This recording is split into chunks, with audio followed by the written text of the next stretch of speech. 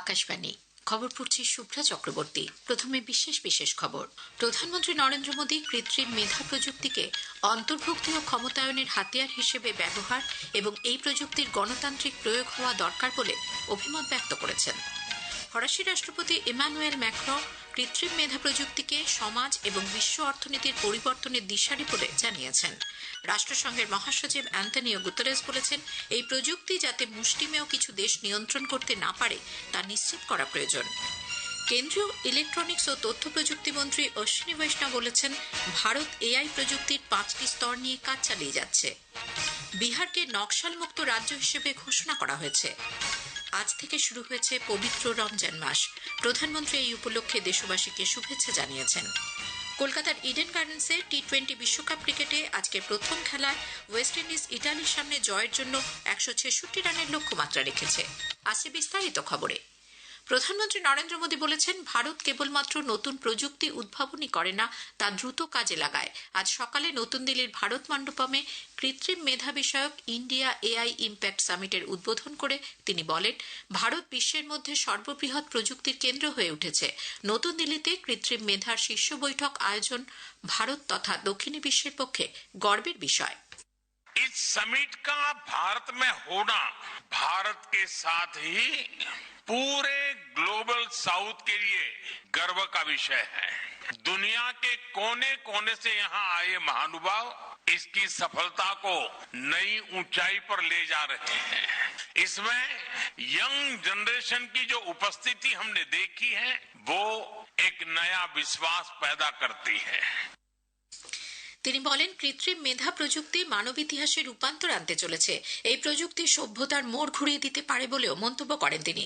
ভারতের উদ্ভাবনী দক্ষতা এবং কৃষি সহ সমাজের সর্বক্ষেত্রে এই প্রযুক্তি ব্যবহারের উপরও জোর দিয়েছেন প্রধানমন্ত্রী।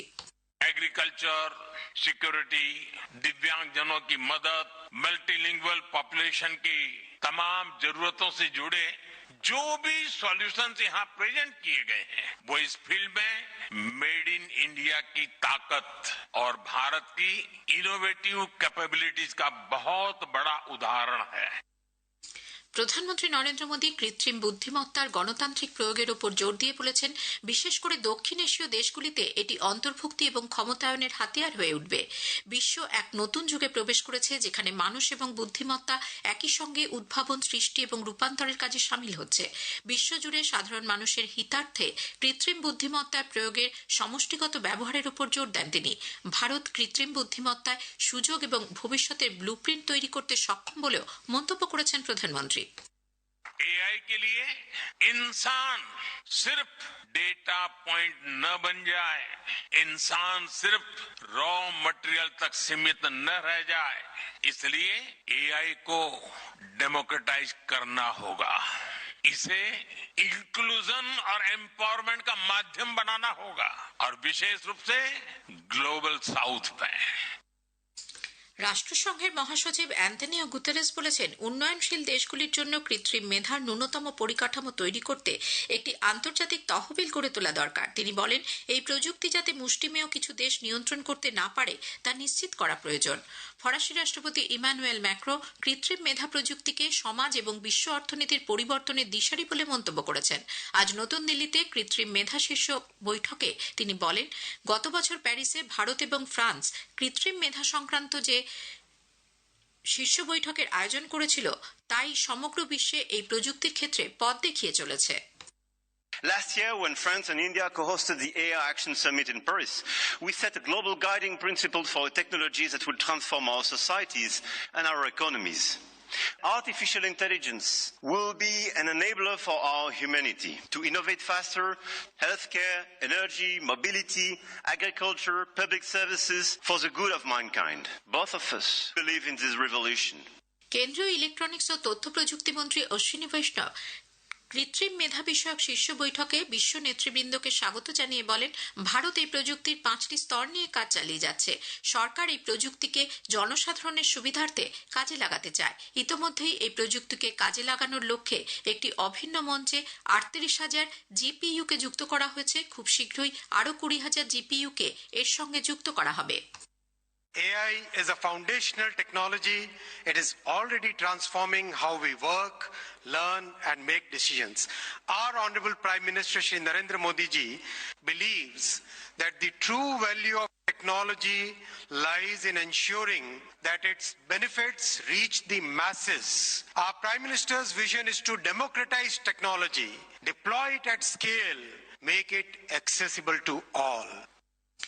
ভারত মার্কিন যুক্তরাষ্ট্রের মধ্যে নতুন সাবমেরিন কেবলের মাধ্যমে সংযোগ তৈরির জন্য গুগল আগামী 5 বছরে 1500 কোটি মার্কিন ডলারের বিনিয়োগের কথা ঘোষণা করেছে।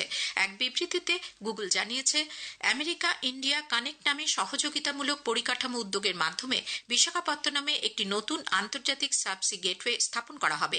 এর ফলে ভারতকে সিঙ্গাপুর, দক্ষিণ আফ্রিকা এবং অস্ট্রেলিয়ার সঙ্গে সংযুক্ত করতে 3টি নতুন সাবসি পথ এবং 4টি কৌশলগত ফাইবার অপটিক রুটও তৈরি করা হবে।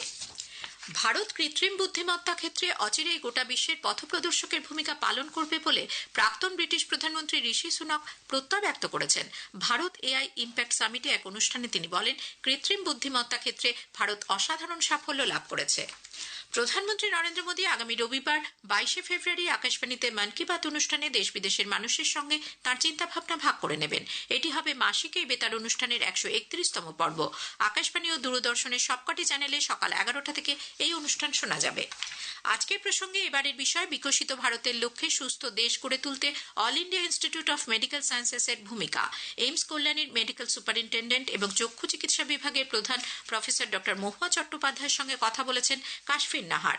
আকাশবাণী সংবাদ বিভাগ প্রযোজিত অনুষ্ঠানটির শেষ পর্ব শুনবেন আজ রাত 8টায় গীতাঞ্জলি, ডিটিএইচ বাংলা এবং আকাশবাণী সংবাদ কলকাতা সোশ্যাল মিডিয়া প্ল্যাটফর্মে। এ খবর প্রচারিত হচ্ছে আকাশবাণী থেকে। আমাদের সংবাদ শোনা যাবে ইউটিউব চ্যানেল আকাশবাণী সংবাদ বাংলা, ফেসবুক ও ইনস্টাগ্রাম আকাশবাণী সংবাদ কলকাতা এবং এক্স হ্যান্ডেল এআইআর নিউজ কলকাতাতে। বিহারকে নকশাল মুক্ত রাজ্য হিসেবে ঘোষণা করা হয়েছে। মুঙ্গেরে ওই রাজ্যের শেষ সশস্ত্র মাওবাদী সুরেশ কোড়ার আত্মসমর্পণের মধ্যে দিয়েই এই উল্লেখযোগ্য মাইলফলক স্পর্শ করেছে বিহার। মুঙ্গের রেঞ্জের deputy inspector general Rakesh Kumar জানিয়েছেন, মাওবাদী অধ্যুষিত 23টি জেলার কোথাওই আর কোনো সশস্ত্র নকশাল বাহিনীর অস্তিত্ব নেই। জেলা শাসক নিখিল ধানরাজ নিপ্পানিকার বলেছেন, কেন্দ্রীয় সরকারের পুনর্বাসন নীতির অধীনে সুরেশ কোড়াকে খুব শীঘ্রই প্রয়োজনীয় সহায়তা দেওয়া হবে। কেন্দ্রীয় স্বরাষ্ট্র ও সমবায় মন্ত্রী অমিত শাহ আগামীকাল দুদিনের সফরে অসমে যাবেন। সফরকালে তিনি জাতীয় নিরাপত্তা, সীমান্তের উন্নতি এবং আঞ্চলিক উন্নয়নের বিভিন্ন পদক্ষেপগুলি পর্যালোচনা করবেন। সফরের প্রথম পর্বে স্বরাষ্ট্রমন্ত্রী বরাক উপত্যকার শিলচর যাবেন। ভারত বাংলাদেশ সীমান্তবর্তী কাটিগুড়া এলাকার নাতানপুর গ্রামে তিনি যেতে পারেন। সেখানে শ্রী শাহ ব্যক্তিগতভাবে অবৈধ অনুপ্রবেশ ও আন্তঃসীমান্ত অপরাধ রুখতে কাঁটাতারের বেড়া দেওয়ার কাজের অগ্রগতি খতিয়ে দেখবেন। শিলচর থেকে সীমান্ত প্রযুক্তির অন্যতম উল্লেখযোগ্য পদক্ষেপ হিসেবে শ্রী শাহ ভাইব্রেন্ট গ্রাম কর্মসূচির দ্বিতীয় পর্যায়ের আনুষ্ঠানিক সূচনা করবেন। ইরান ও রাশিয়া আজ ওমান উপসাগর ও উত্তর ভারত মহাসাগরে দ্বিপাক্ষিক নৌমহড়া শুরু করেছে। পশ্চিম এশিয়ার ক্রমবর্ধমান ভূরাজনৈতিক উত্তেজনার মধ্যে দুদেশের মধ্যে এই মহড়াকে সামরিক সহযোগিতার ক্ষেত্রে বিশেষ তাৎপর্যপূর্ণ বলে মনে করা হচ্ছে। মার্কিন যুক্তরাষ্ট্র চীনের বিরুদ্ধে 2020 সালে পারমাণবিক পরীক্ষা চালানোর অভিযোগ তুলেছে। গতকাল ওয়াশিংটনে অস্ত্র নিয়ন্ত্রণ এবং পরমাণু শক্তির প্রসার রোধ সংক্রান্ত মার্কিন সহসচিব ক্রিস্টোফার ইও এই অভিযোগ তুলে বলেন, চীন এই পরীক্ষার ক্ষেত্রে এমন প্রযুক্তি ব্যবহার করেছে যাতে ভূকম্পন থেকে সেটি ধরা না পড়ে। তিনি বলেন, মার্কিন যুক্তরাষ্ট্র যাতে পরমাণু প্রযুক্তির ক্ষেত্রে পিছিয়ে না পড়ে তাই প্রেসিডেন্ট ট্রাম্প একটি নতুন বহুপাক্ষিক অস্ত্র নিয়ন্ত্রণ চুক্তির প্রস্তাব করেছেন। চিরাচরিত ধর্মীয় মর্যাদায় আজ ঠাকুর শ্রীরামকৃষ্ণ পরমহংসদেবের 191তম জন্মতিথি উদযাপিত হচ্ছে। বেলুর মঠে আজ ভোরে মঙ্গল আরতি এবং উষা কীর্তনের মধ্য দিয়ে অনুষ্ঠানের সূচনা হয়। চলছে বিশেষ পুজো পাঠ। বিকেল 3:30টায় রয়েছে ধর্মসভা। প্রধানমন্ত্রী নরেন্দ্র মোদী শ্রীরামকৃষ্ণ পরমহংসদেবের জন্মতিথিতে তাঁর প্রতি শ্রদ্ধা নিবেদন করেছেন। পবিত্র রমজান মাস শুরু হয়েছে আজ থেকে। ইসলাম ধর্মাবলম্বী মানুষরা আজ থেকে নিরম্ব উপবাসের মধ্য দিয়ে 1 মাস ব্যাপী রোজা পালন শুরু করেছেন। প্রধানমন্ত্রী নরেন্দ্র মোদী রমজান উপলক্ষে শুভেচ্ছা জানিয়েছেন। সামাজিক মাধ্যমে এক পোস্টে তিনি পবিত্র এই মাসে সকলের মধ্যে ঐক্যের বন্ধন আরো সুদৃঢ় হবে বলে আশা প্রকাশ করেছেন। ইডেনে আজ টি-20 বিশ্বকাপ ক্রিকেটে ওয়েস্ট ইন্ডিজ ইতালির সামনে জয়ের জন্য 166 রানের লক্ষ্য রেখেছে। টসে জিতে ইতালি ওয়েস্ট ইন্ডিজকে ব্যাট করতে পাঠায়। ওয়েস্ট ইন্ডিজ নির্ধারিত 20 ওভারে 6 উইকেটে 165 65 রান করে। শেষ খবর পাওয়া পর্যন্ত ইতালি 8 ওভারে 3 উইকেটে 56 রান করেছে। শেষ করার আগে খবরের বিশেষ অংশ আরো একবার। প্রধানমন্ত্রী নরেন্দ্র মোদী কৃত্রিম মেধা প্রযুক্তিকে অন্তর্ভুক্তি ও ক্ষমতায়নের হাতিয়ার হিসেবে ব্যবহার এবং এই প্রযুক্তির গণতান্ত্রিক প্রয়োগ হওয়া দরকার বলে অভিমত ব্যক্ত করেছেন। বিহারকে নকশালমুক্ত রাজ্য হিসেবে ঘোষণা করা হয়েছে। খবর পড়া এখনকার মতো শেষ হলো। এরপর শুনুন স্থানীয় সংবাদ।